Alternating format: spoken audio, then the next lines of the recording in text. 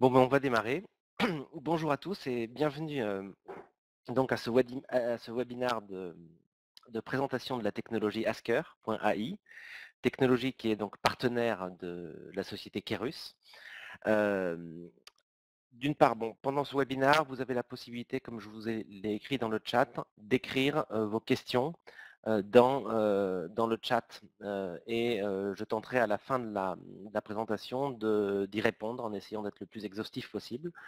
Et puis enfin, nous allons vous envoyer dans l'après-midi un questionnaire de satisfaction que je vous demande de bien vouloir avoir la gentillesse de prendre quelques minutes pour le remplir, ça nous sera très précieux. Et à l'occasion de ce questionnaire de satisfaction, vous pourrez demander de recevoir par email le support de présentation, si vous voulez. Donc bienvenue, nous allons parler aujourd'hui de la technologie Asker.ai et plus généralement de la donnée, de l'intelligence artificielle, du Natural Language Processing. Donc je suis moi Mathieu Chabot, le fondateur de la société Asker, et je vais donc vous présenter aujourd'hui les grandes lignes de cette technologie. On va parler, euh, on va parler de deux choses. D'une part, des utilisateurs opérationnels, des utilisateurs métiers dans votre organisation, et d'autre part, de leur base de données. Aujourd'hui, entre l'utilisateur métier, l'utilisateur opérationnel et les bases de données, qu'est-ce qu'on a? Eh bien, on a des investissements très importants qui correspondent à presque 20 milliards de dollars dans le monde par an, uniquement sur des outils de business intelligence, de reporting, sur des outils qui sont censés permettre à des utilisateurs opérationnels d'accéder à leurs données. Et pourtant, on a mesuré dans le monde, en moyenne, un taux d'adoption de ces outils de 22%.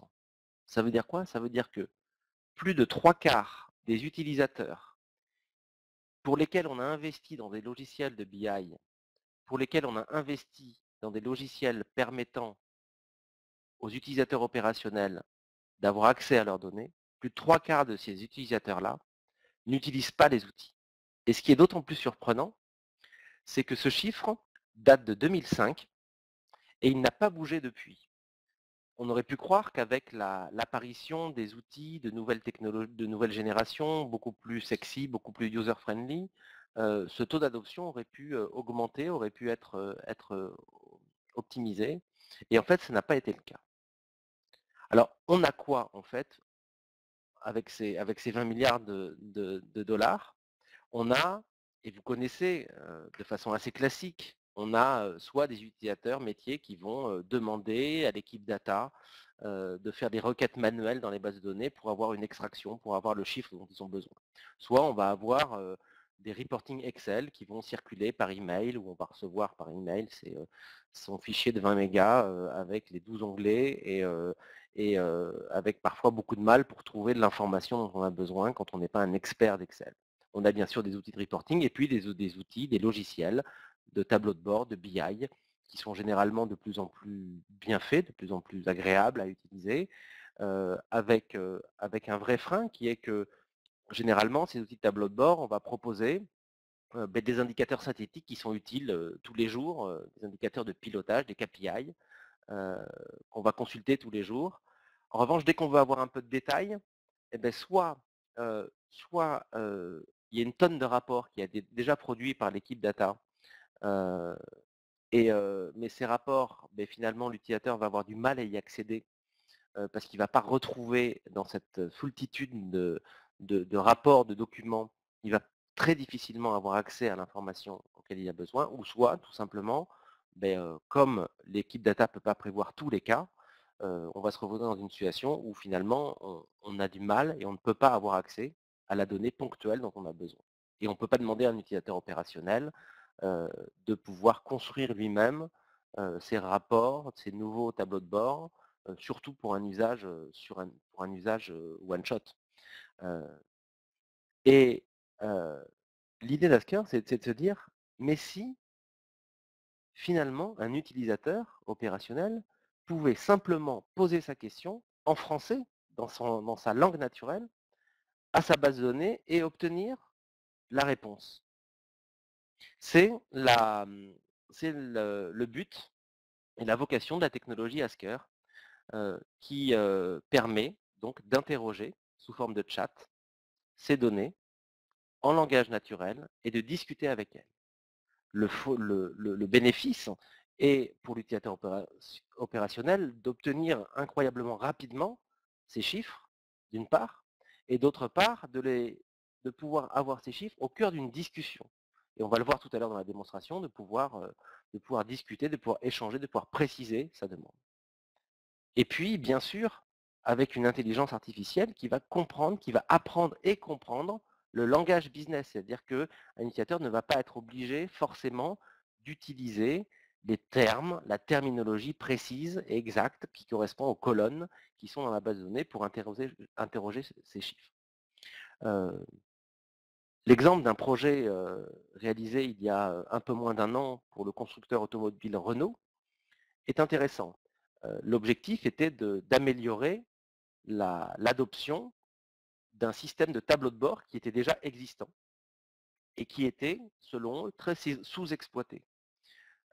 Il était relativement bien fait, mais on se retrouvait, l'utilisateur opérationnel dans le réseau commercial, plus de 700 utilisateurs se retrouvaient confrontés à des difficultés classiques que vous retrouvez dans votre entreprise, d'avoir des difficultés à accéder à la donnée au moment où il en avait besoin. Nous avons mesuré, et l'objectif a été d'intégrer, en complément des tableaux de bord, d'intégrer la technologie Asker pour permettre à ces utilisateurs d'avoir accès rapidement à l'information. On a mesuré le nombre de connexions et l'adoption à 6 mois avant la mise en place d'Asker, et on l'a mesuré 6 mois après, et on a eu une adoption qui a été multipliée par 7, ce qui était vraiment un vrai succès, parce que l'objectif attendu était plutôt de le multiplier par 2,5 ou 3. Cet exemple, qu'on pourra détailler plus tard, est vraiment révélateur de la valeur que peut apporter une technologie conversationnelle sur la donnée, soit en complément d'un logiciel BI existant, ou soit indépendamment, et ce pour un investissement qui reste très raisonnable dans la mesure où le ticket d'entrée pour Asker n'est pas limité à un nombre d'utilisateurs, dépend d'un dataset, donc d'un périmètre de données, et représente moins de 2 000 € par mois. Je vous propose de passer à la démonstration. Vous voyez ici mon écran qui représente simplement le widget d'Asker et widget HTML qui peut être intégré dans n'importe quelle web app, dans n'importe quel portail, dans n'importe quel environnement web, intranet, extranet, au sein de votre entreprise. Dans cet exemple, on a des données fictives de vente d'une société basée aux États-Unis qui vend des fournitures et des équipements de bureau. Ces données de vente correspondent de façon brute à des lignes de commande sur la période de 2012 à 2017. Et je retrouve comme colonne la date de la commande, les caractéristiques du produit, sa catégorie, sa sous-catégorie, le client, sa région, son état, sa ville, et puis des chiffres, des valeurs comme le chiffre d'affaires et la marge. Et ici, en bas, je retrouve ici une barre de texte, comme dans un chat, je dirais, où je peux poser ma question. Je peux saluer Asker, bien sûr, mais je peux lui demander, par exemple, quelle est la répartition des profits, par exemple, par catégorie. Donc, et je valide, je valide ma question, et là, Asker va générer à la volée une requête sur la base de données pour proposer à l'utilisateur directement la réponse. Il faut noter que je ne suis pas du tout dans une situation où on doit anticiper et prévoir tous les cas de questions avec des rapports qui seraient déjà préconstruits et qui seraient visualisés pour l'utilisateur. Non, on est vraiment dans la logique où Asker, grâce aux technologies de NLP, de Natural Language Processing, va pouvoir comprendre la phrase, soit en français, soit en anglais, la découper et ensuite la traduire quelque part en requête sur la base de données. J'ai choisi dans cette première question de taper directement la question, mais je peux bien sûr utiliser l'interface vocale, le voice to text, pour pouvoir poser la question à la voix. Et je vais demander par exemple, quelle est l'évolution du chiffre d'affaires par mois? Là, Asker va comprendre la question et j'ai demandé donc une évolution par mois. Donc Asker va directement me créer une requête sur une agrégation mensuelle du chiffre d'affaires, donc le terme que j'ai utilisé en français, sachant que ma colonne s'appelle vente, par mois. Donc il va me faire une agrégation de mes dates de commande par mois. Et ici, j'ai la vision des données sur l'ensemble de la période et je peux garder le contexte de cette question et tout simplement apporter des précisions. Je peux dire par exemple, en 2015 et 2016. Et là, Asker va comprendre que c'est simplement une précision que je demande sur la question précédente. Je vais garder le contexte, mais l'avoir sur cette période temporelle que j'ai indiquée.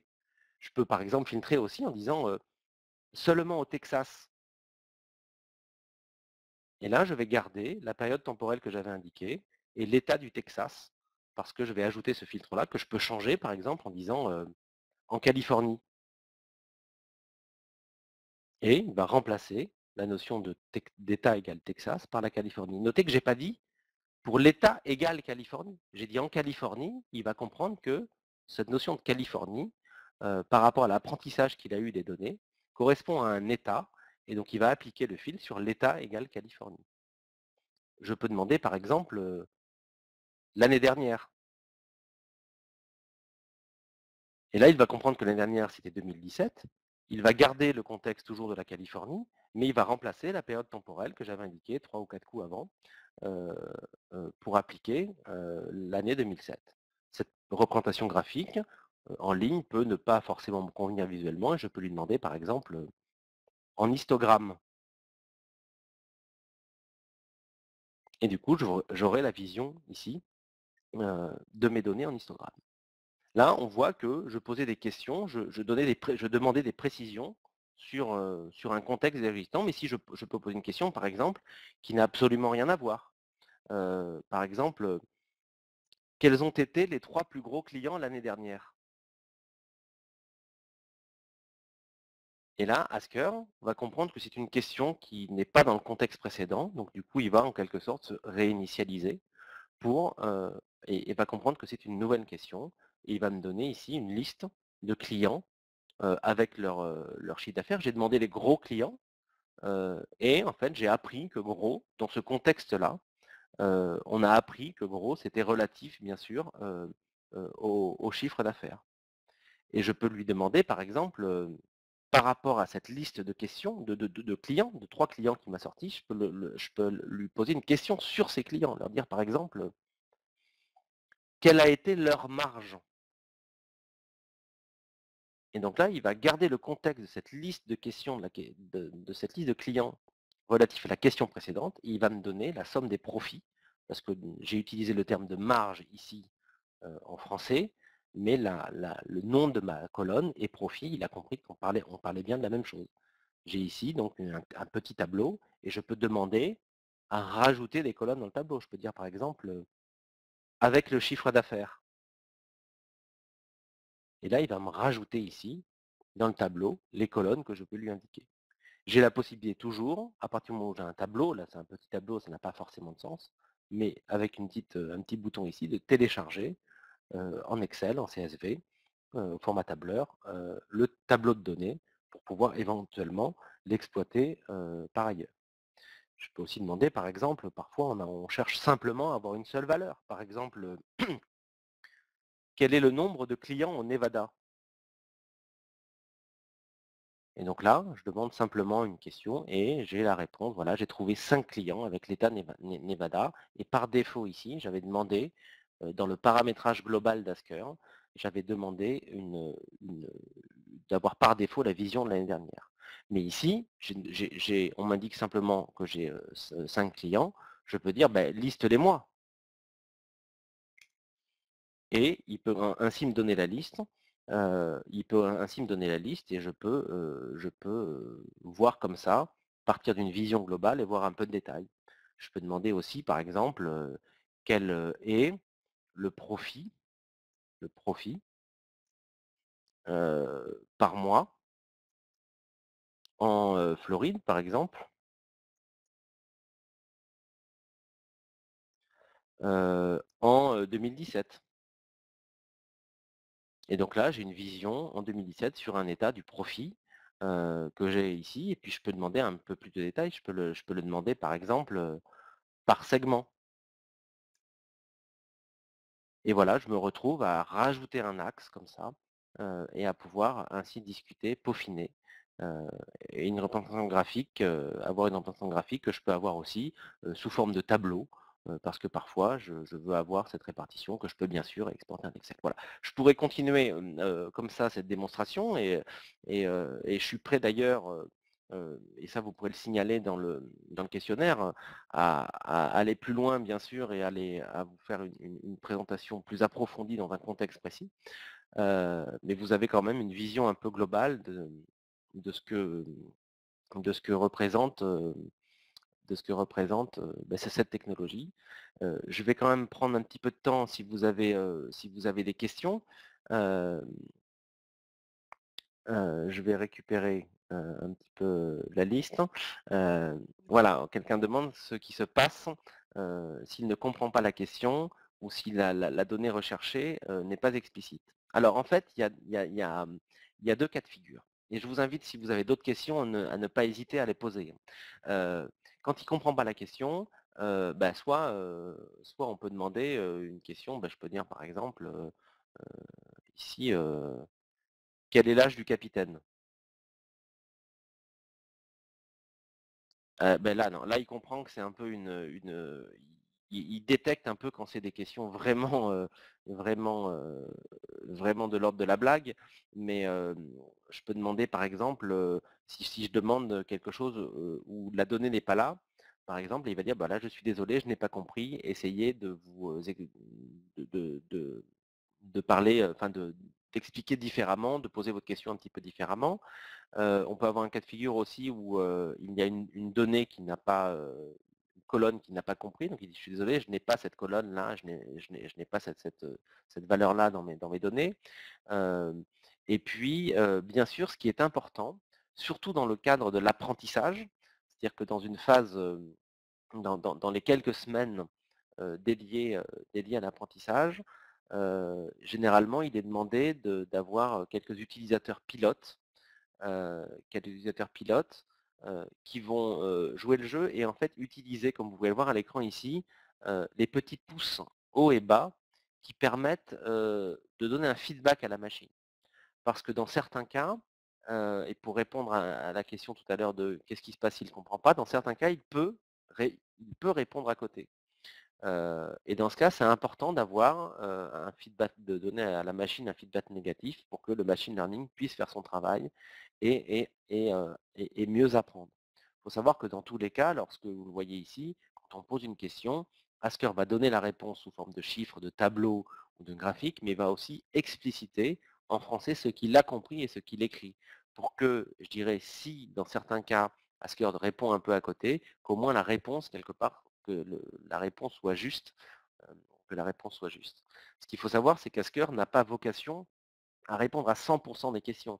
Les meilleures technologies de NLP ont un optimum, et je pense que nous, l'expérience prouve que nous, on l'a atteint, cet optimum autour de 92-93% de bonnes réponses.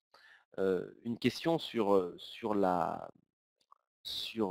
les données qui sont, les données doivent-elles être à 100% clean avec des noms de champs bien décrits?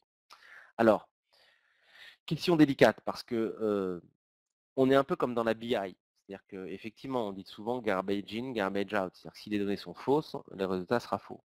Cependant, ce qui est important, c'est que on n'a pas besoin, comme on est dans une logique un peu d'apprentissage, dans le process de setup du projet, on va regarder un petit peu le dataset, et on va faire ensemble 3 à 4 ateliers avec l'équipe projet client et l'équipe Asker pour bien expliciter le dataset et on va définir ensemble un premier jeu de synonymes de mots relatifs. Cependant, on n'a pas forcément besoin d'avoir une donnée qui est à 100% documentée dans la mesure où le rôle de l'apprentissage avec le feedback jouera son rôle d'apprentissage du vocabulaire. Le sens de la question, je comprends, est surtout au niveau de la data preparation nécessaire. Ce qu'il faut savoir, c'est que Asker n'a pas vocation à être, je dirais, l'explorateur de données de l'ensemble du data warehouse de l'entreprise. Le principe, c'est d'identifier une population, souvent assez large, puisque le modèle économique est illimité en termes de nombre d'utilisateurs, donc on va souvent parler à des opérationnels qui sont assez nombreux, qui vont avoir accès à un périmètre de données bien identifié.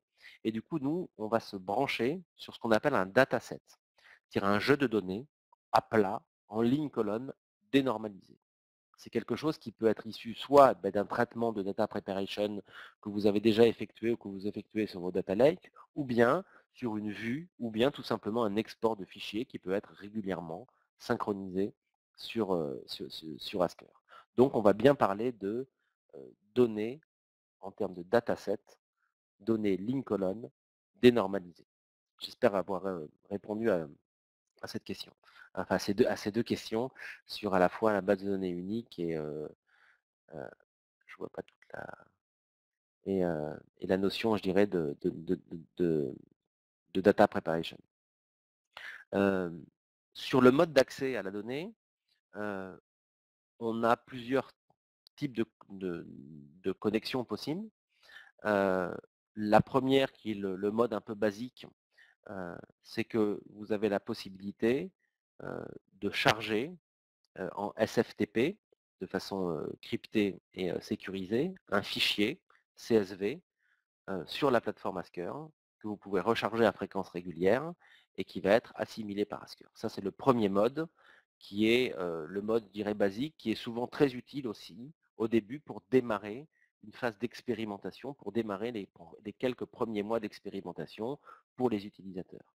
C'est un premier mode qui est très simple à mettre en œuvre, mais il est évident que, en termes de cible, on a, et ça répond à une question qui vient d'être posée, des connecteurs pour pouvoir se connecter directement à une table d'une base de données et on a des connecteurs standards qui sont déjà développés et opérationnels sur les majeurs opérateurs de data dans le cloud comme Amazon AWS, donc SQL Azure, Google BigQuery et SAP HANA, qui sont les 3 opérateurs majeurs. Donc ça veut dire que dans ce cas-là, vous avez, vous, directement la main, vous opérez directement vos données dans un cloud, mais nous, on n'a pas,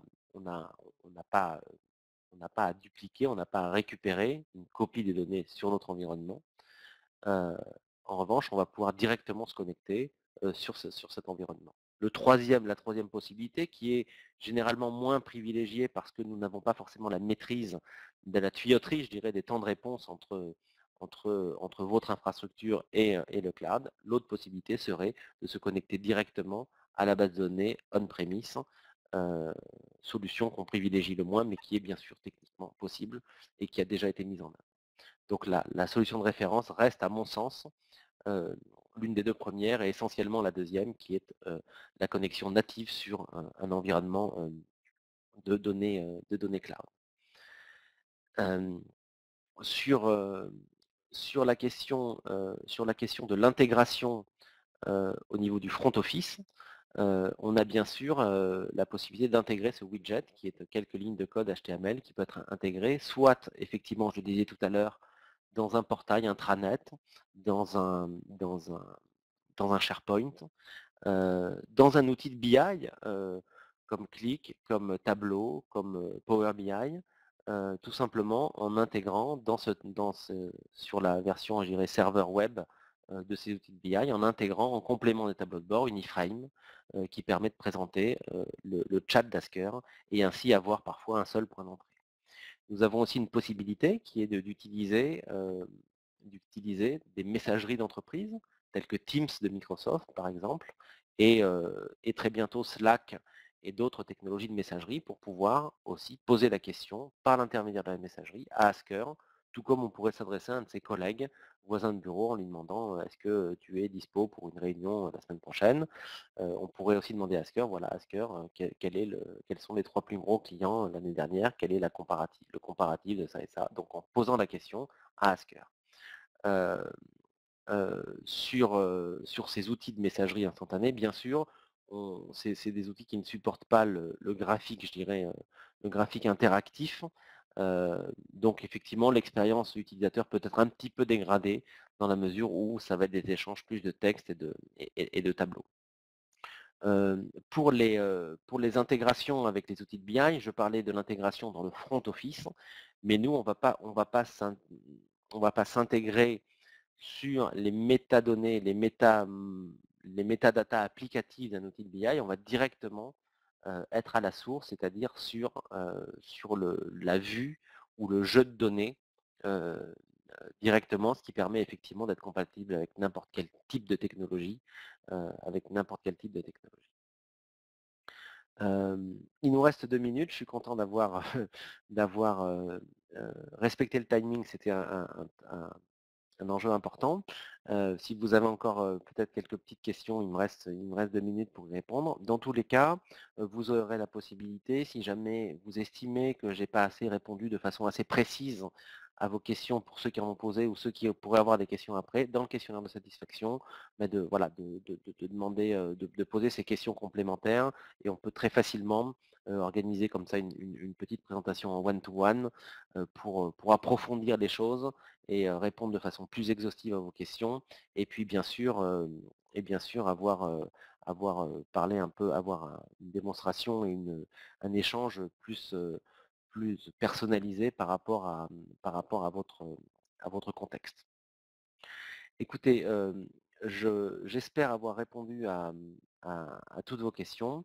Je vous remercie pour votre attention et bien sûr, autant les équipes de Kerus qui ont développé une compétence et un savoir-faire sur l'intégration des technologies Asker, heu aussi bien que les équipes Asker, sommes à votre disposition, pour approfondir si vous le souhaitez. Je vous remercie beaucoup, de votre attention et vous souhaite une bonne fin de journée. Merci.